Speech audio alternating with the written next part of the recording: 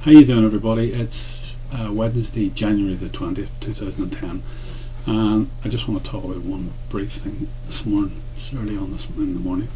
I want to talk about jobs in Ireland, and about some of the fallacies that are peddled by our government and the people that are in power about these jobs. Yesterday we lost 186 jobs. And these weren't ordinary jobs, these were high-tech jobs. And what happened is it came out of a company called RBS, and RBS is Royal Bank of Scotland, and they're one of the biggest banks in the world, and they employ over 60,000 people worldwide, like branches all over the world, as I say. And what they had in they own Ulster Bank, and as an adjunct of Ulster Bank, inside Ulster Bank, they have an IT development. In other words, they have a computer programming section, and what they do is they specifically develop programs for internally within RBS, the whole network of RBS, for operating all their machines and for the specific requirements that the bank would have, like printing up forms and all that sort of stuff, and printing contracts and doing all that sort of stuff. All right, and so they'll have a common interface between all the various people in RBS, and 186 of those people lost their job yesterday. Now, as I say, these are not semi-skilled jobs. These are not like labouring jobs or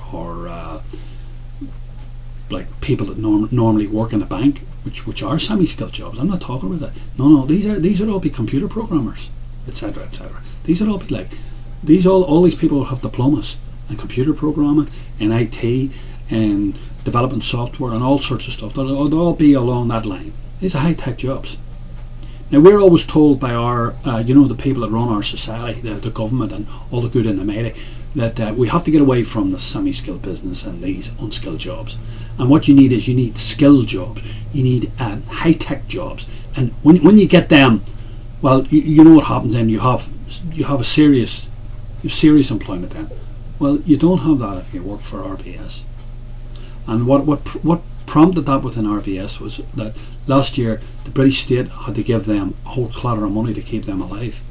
I think it was one of the biggest bailouts in the history of British governance. So they got a whole big, it'd be like an Anglo-Irish thing. The British state threw a huge amount of money at them. I don't know what it was a colossal sum of money. And as a result of that, then internally they had to become more efficient, and this is one of the things. So this is part of a program called globalization that's been adopted by these multinational, these capitalist multinationals, and it basically consists of just giving out jobs, taking jobs off people. See, that's the accountants intern in these companies. These are the unseen masters of these companies, the eminence grise of these companies. The men who run these companies really are not the CEOs or the day-to-day executives. They're accountants. They're only interested in one thing: the bottom line. The bottom line. The bottom line. The bottom line. It doesn't matter who they fire, whose lives they destroy. Irrelevancy. What social impact it's going to have on small towns or cities or wherever they are, countries, but nothing to do with it. All they're interested in one thing: bottom line. So the jobs are gone out of Ireland. We were always told these were sacrosanct. This type of job, forget about it. It's all balls. So they found some company in India or Malaysia or wherever it is, Thailand or wherever, or South Korea or something, and they'll do the job for a tiny fraction of the cost that the people here would do it for. So this is part of a whole big deliberate policy, and what it's to do is it's to crush the working people in Western countries. That's essentially one of the purposes of it. It's probably a byproduct of it, but that's what will happen. But anyway, that's what happened. So 186 people, high-tech jobs, gone. Part of globalization. So all I want to say to those people: I'm sorry that you lost your jobs. I hope you get new jobs, but I don't think you will. Some of them will in Ireland, but I think you'll have to look elsewhere, no matter how highly skilled you are. Jobs are not just here at the minute. The other thing I want to talk about is Cadbury's. We had a company coming together of Kraft, one of the biggest multinational food multinationals in the world, and Cadbury's, another big multinational. All right, and the two of them came together, and it cost 18 billion for Kraft to buy out Cadbury's. So that'll go to all the Cadbury shareholders. That money, the bulk of it anyway, will. And the outcome of it all is, anyway, that sorry, just let me adjust this thing. The outcome of it all is going to be that we're not going to have a super conglomerate. And the two things that happen when these big multinationals do this together, they do two things. They do a thing called downsizing. See, they don't rate it up and tell you, we fired a load of people. That's really what happened. No, we fired a load of people. No, you don't write that in the accounts. You downsized.